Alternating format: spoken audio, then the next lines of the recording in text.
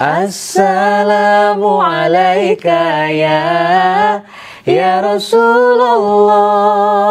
Assalamu alaika ya habibi ya Nabi Allah. Assalamu alaika ya Rasulullah. Assalamu alaika ya habibi ya Nabi Allah ya Rasulullah. Masya Allah. Kan menyalurkan hobi juga sebenarnya ya. Tapi di sini ada nilai dakwahnya yang mungkin itu akan menjadi pahala ketika orang yang mendengar itu terketuk gitu. Pesan itu nyampe kepada mereka dan mereka mau berubah gitu ketika bener juga ya, kenapa ya gue begini gitu. Mendingan ngikutin apa yang disampaikan itu dan mereka terketuk, itu jadi pahala juga buat kita.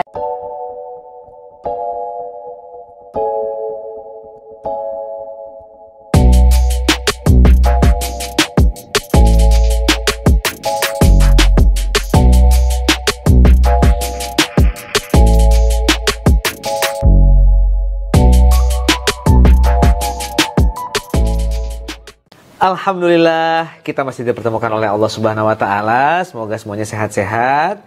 Nah, di samping saya ini ada qoriah, masih muda, cantik. Wah, pokoknya suaranya mantap ya. Kita langsung saja. Neng Nada. Wah, Masya Allah, kita bisa ketemu. Saya sering ngintip-ngintip loh YouTube-nya ya. Terus penampilan Neng dengan lagu-lagu sholawatnya luar biasa. Mengcover lagu-lagu yang lagu barat ya, lagu yang bertema-tema biasa, cinta biasa bisa jadi sholawat. Wah, keren banget. Iya, keren banget. Terus kalau bacaan Qur'annya itu bisa bagus begitu, apa memang sebelumnya pesantren atau gimana, Neng? Iya. Jadi dulu itu pas waktu umur masih 10 tahun, tepatnya kelas 4 SD waktu itu, emang pernah pesantren di Garut, di Qiroat Sabah Garut. Di sana tuh waktu dulu emang sebelumnya nggak mau pesantren karena mungkin kan mikirnya masih kecil, terus anak tunggal juga kan, anak satu-satunya yang mungkin berharapnya sih pengen dimanja gitu sama orang tua, pengen disayang-sayangin. Tapi di usia segitu tuh aku mengorbankan masa kecil aku untuk menuntut ilmu di pesantren. Masya kayak gitu Allah. sih. Dan ternyata membuahkan hasil. Ya. Dan Neng bisa seperti sekarang ini karena didikan dari kecil gitu ya. Kecil di pesantren. Ya, jadi pondasinya itu dibentuk dari sedini mungkin lah gitu. Sama mama sama papa emang support banget buat pesantren. Iya, iya. Terus Neng ketertarikan terhadap lagu-lagu sholawat ya, yang bernuansa sholawat maksudnya, lalu kemudian mengcover lagu-lagu barat ataupun lagu-lagu yang lain yang sedang hits gitu ya, itu bisa jadi trending begitu tuh gimana ya? Mungkin bisa jadi inspirasi juga nih untuk para YouTuber yang baru-baru supaya bisa berkarya dan bisa sukses Neng. Belum sukses sih ya, cuman doanya aja mudah-mudahan bisa sukses dan berkah ya. Amin. Jadi awalnya itu pertama terjun ke YouTube tuh sejak 9 bulan yang lalu lah, 9 bulan yang lalu, belum lama juga sih. Awalnya tuh karena emang ada banyak inspirasi gitu kan ketika ngelihat konten-konten mungkin orang-orang kayak lebih ke ngeprank atau apa gitu kan, kayaknya aku harus bikin jalur yang unik deh gitu, yang mungkin beda gitu dari yang lain. Dan di situ aku ngelihat ada lagu-lagu yang lagi viral tuh waktu itu, Alan Walker kayak lagi viral PUBG kan, games PUBG, lagunya enak gitu didengar dan emang anak-anak milenial tuh pasti tahu lagu itu gitu. Dan akhirnya di situ ada ide lah, kepikiran buat cover, mengubah liriknya itu dengan lagu lirik yang lebih positif maknanya, kayak kita ngingetin dekat sama Allah, mencintai sewajarnya dan lebih mencintai Allah gitu, untuk mencintai Al-Quran. Jadi pesan-pesannya itu ada di sana, di lagu itu. Jadi emang terbungkusnya tuh secara modern, tapi pesan-pesannya tuh pesan-pesan yang Islami gitu. Tapi itu keren sih, keren. Jadi bisa nyanyiin lagu yang sedang hits di kalangan milenial dan secara tidak sengaja itu liriknya jadi masuk gitu kan, syiarnya masuk sesuai dengan apa yang sedang mereka suka gitu kan? Iya bener banget, familiar kan lagunya. Jadi pas denger, lagu ini kok tapi isinya begini ya gitu. Jadi kayak pesannya tuh lebih nyampe aja ke mereka karena mereka pasti tahu lagu itu gitu. Jadi kayak intinya ada nilai dakwahnya juga di sana gitu kan, ada syiarnya juga. Jadi kayak syiar melalui syair gitu sih. Kayak gitu. Tapi memang itu perlu kreativitas sih. Iya benar banget. Kita kalau istilahnya tidak membuat sesuatu yang jadi refresh ya orang-orang untuk bisa menikmati syiar dengan syair itu kan juga jadi monoton kan. Dan buktinya Neng Nada wah bisa jutaan itu viewersnya ya. Waduh, kalau saya mah ya apalah dayanya aku. Mungkin karena kurang kreatif, faktor U kali Neng ya. Oh enggak. Sebetulnya gimana sih untuk memulai, terus gimana caranya insting kita, oh ya ini kayaknya bakal jadi viral nih. Itu gimana tuh? Gimana ya, susah juga ngejelasinnya karena viral itu kita nggak tahu juga bakalan viral gitu video itu. Kita kayak lebih mungkin keberuntungan aja ya kalau masalah viral dan enggaknya gitu. Ada nggak Neng seperti misalnya feeling gitu ya, ini kayaknya gue harus bikin ini kayaknya bakal viral nih dan ternyata bener gitu? Ya ada sih, kita harus menyesuaikan dengan momen, jadi harus pas banget momennya. Misalkan Indonesia ini lagi kacau nih, kita tiba-tiba ngeluarin lagu Din As-Salam yang maknanya perdamaian. Nah orang-orang tuh jadi bisa kayak pas banget ya gitu, kena banget sih gitu momennya. Nah itu langsung up kayak gitu. Ada timnya Neng Nada untuk itu, untuk melakukan itu, riset terus kemudian produksi itu kan nggak simple ya, dari musiknya terus nanti penggarapannya, timnya, kru dan segala macam itu gimana tuh? Nggak mungkin dong Neng melakukan sendiri.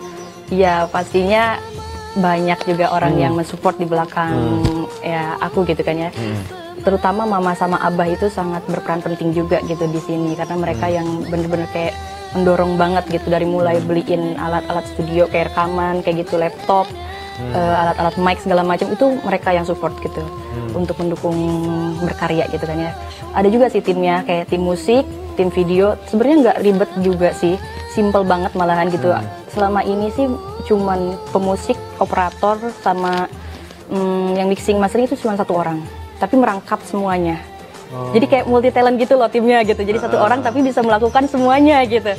Dan orang yang video klip itu cuma 2 orang timnya. Gitu ya. Saya juga sama nih, 2 orang nih. Oh iya. Kameramen, ada lighting ya.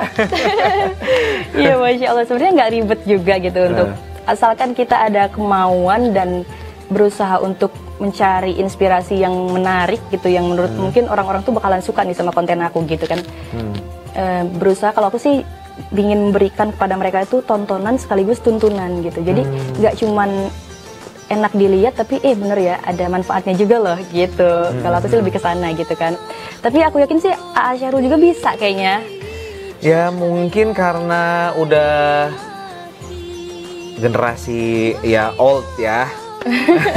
Jadi harus mulai berarti harus mulai bisa seperti anak-anak sekarang ya, mengikuti zaman muda gitu. Mengikuti zaman gitu. Baru kepikiran sebelumnya pernah ada manajemen yang bikin tapi kan nggak aktif dan pasportnya lupa segala macamnya, udah nggak ada rasa ketertarikan. Padahal sebetulnya itu bagus ya sebagai alternatif itu, pengganti kita jadi nggak bisa syuting misalnya, jadi kan jadi ada tempat ya untuk mengekspresikan diri. Nah kalau Neng sendiri cukup nyaman ya dengan pemilihan konten YouTube yang bernuansa agamis seperti sekarang ini, sesuai dengan apa yang Neng mau ya? Atau sebetulnya ada keinginan yang lain yang ingin coba dieksplor lagi di sini? Cukup nyaman sih karena kan selain nyanyi gitu kan, menyalurkan hobi juga sebenarnya ya.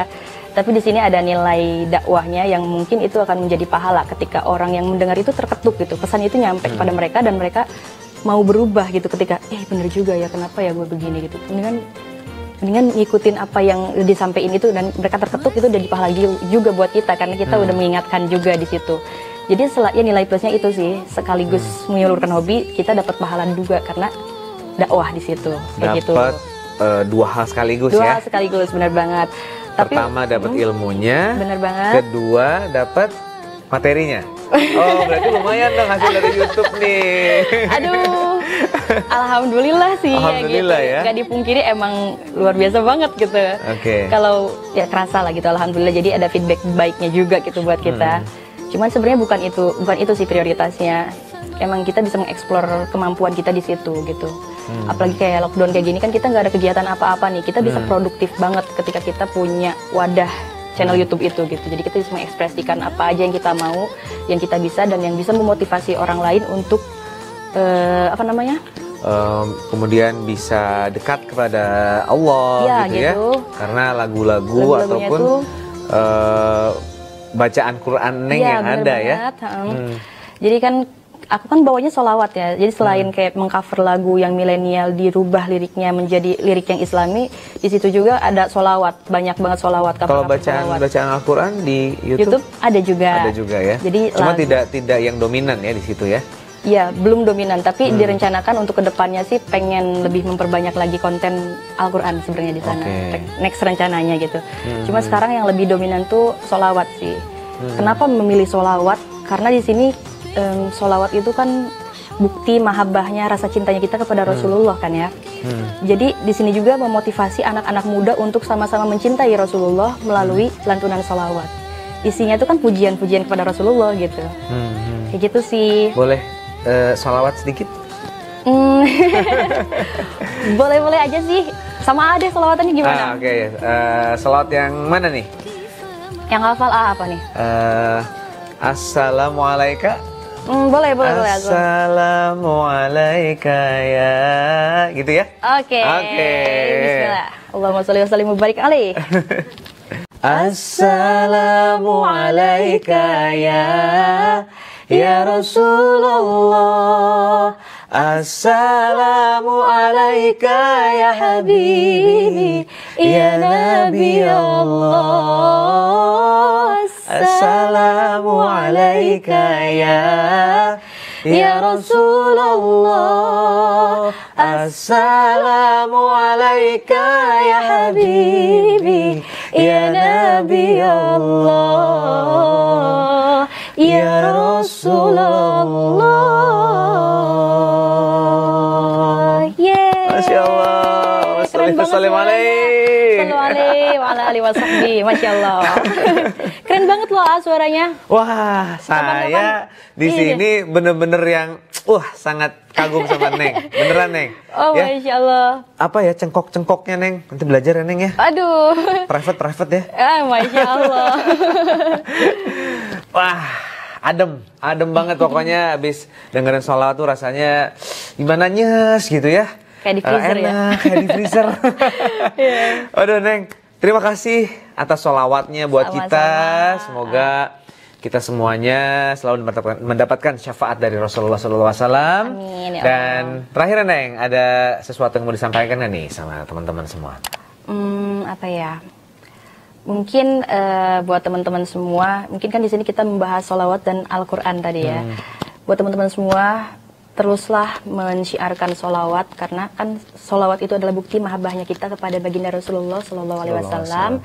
Selain itu, sholawat juga akan memberikan syafaat kelak di yaumul qiyamah, sebagaimana sabda Rasulullah, man sholla alayya sholatan wahidah sallallahu alaihi asyran. Barang siapa yang membacakan sholawat satu kali kepada Rasulullah, maka Allah akan membacakan sholawat kepadanya 10 kali. Luar biasa banget, pahalanya itu gede banget. Dan jadi buat teman-teman jangan lelah, jangan bosan untuk membacakan sholawat kepada Rasulullah SAW. Dan buat teman-teman juga jangan lupa mempelajari Al-Quran, menanamkan kecintaan kita kepada Al-Quran. Karena apa? Karena Al-Quran juga akan memberikan syafaat kelak di yaumul qiyamah. Sebagaimana Rasulullah mengatakan, Iqra'ul Quran fa innahu ya'ti yaumul qiyamah syafi'an li ashabi. Bacalah Al-Quran karena Al-Quran akan memberikan syafaat kelak di yaumul qiyamah. Mudah-mudahan berkah kita mencintai sholawat, berkah kita mempelajari dan membacakan Al-Quran, kita mendapatkan syafaat kelak di yaumul qiyamah. Amin. Terima kasih Neng ya. Sama-sama. Mudah-mudahan ini jadi keberkahan buat kita semuanya. Amin. Kita selamat hidup di dunia dan akhirat nantinya. Amin. Dan kita selamat dengan Al-Quran ya. Dan kita bisa berakhlak seperti Al-Quran. Oke? Insya Allah. Assalamualaikum warahmatullahi wabarakatuh. Assalamualaikum. Barakallah.